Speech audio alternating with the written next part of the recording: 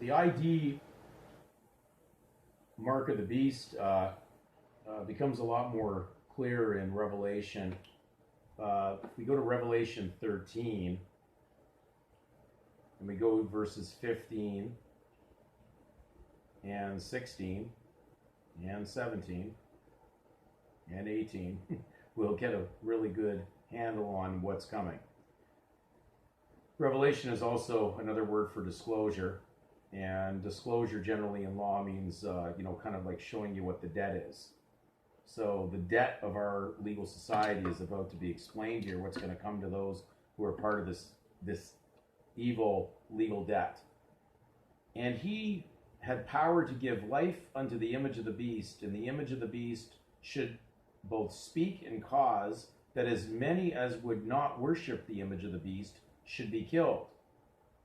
And he caused all, both small and great, rich and poor, free and bond, to receive a mark in their right hand.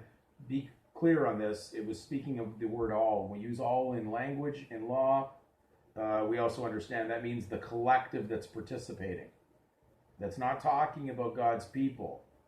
It's talking about those that will receive the mark. So it's going to be your choice, your election, whether you receive it. It says, and he causes all, both small and great, rich and poor, free and bond, to receive a mark in their right hand or in their foreheads, and that no man might buy or sell save he that had the mark, or the name of the beast, or the number of his name.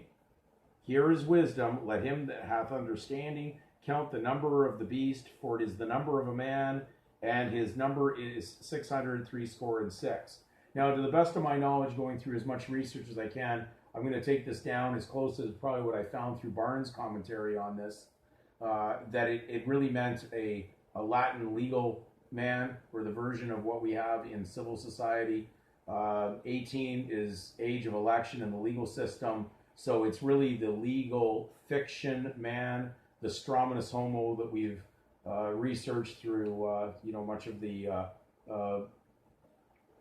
data on basically anything to do with civil legal system and a participant in it. So that's where their target is going to be. It's going to be on that population that is participating legally in that, partaking in the system. So we go further into Strong's Concordance. What did he mean by mark? Now, this will make more sense now with more clear knowledge and the brightness of truth coming forward. The Greek word for mark is a scratch or etching, a badge of servitude. So I'm going to bring you to the word tattoo.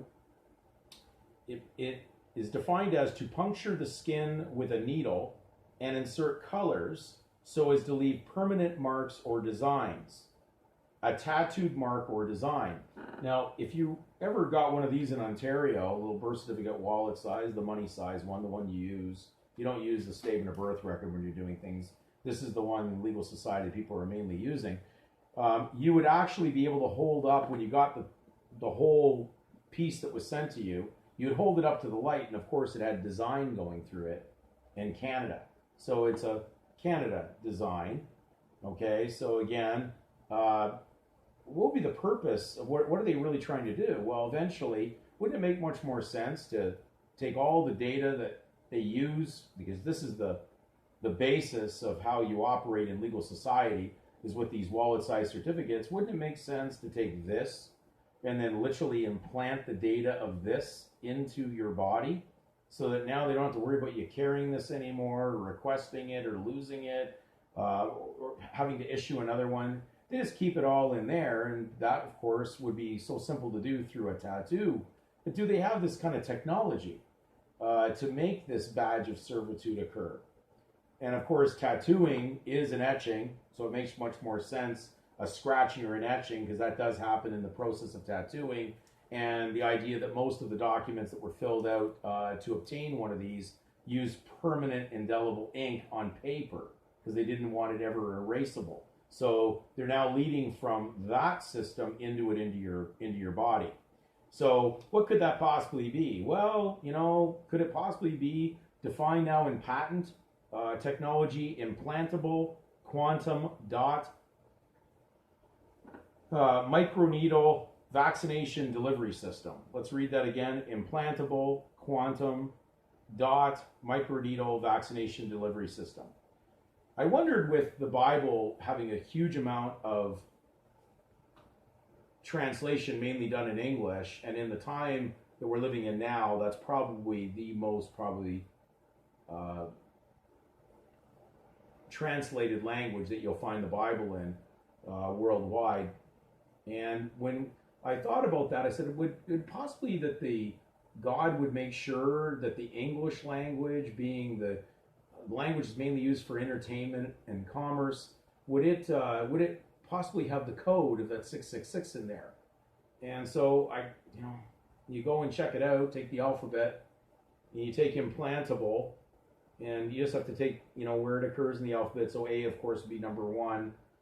Z would be the last number in the alphabet, so we can find where the number sequences are. So you just take implantable, place every letter in that name or in that word, and then find out where the number sequence is for each letter that's in that word in the alphabet. It adds up to 105. Quantum adds up to 107. Dot adds up to 39. Microneedle adds up to 103. Vaccination adds up to 111. Delivery adds up to 100. System adds up to 101. Added up, 666. Also leading to legal age of election, when you can actually consensually choose to participate in a system, saying that you're going to be that. That's why you request to be known as a citizen of these nations. It's not birthed upon you. You do this by your own consent because you ask for it. You may have been induced into it, but then you push the play button on it thoroughly at 18. So this is not all by chance. And again, with the mark that's going to occur, of course, because someone's participating, they got everything they've ever done in their legal mind and legal participation based on a registration system with that legal registered name. Everything they ever have and everything they ever will have in the legal system is placed in there.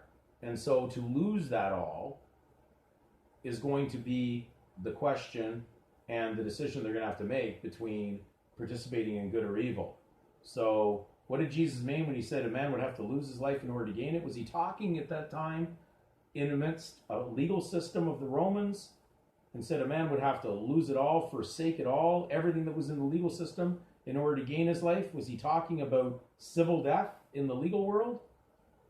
You would have to do your own conscientious research on this, but the conclusion that I've come to, based on the research that I've done, is you have to lose everything that you had before in that legal world in order for to go and participate in the kingdom of God with Christ.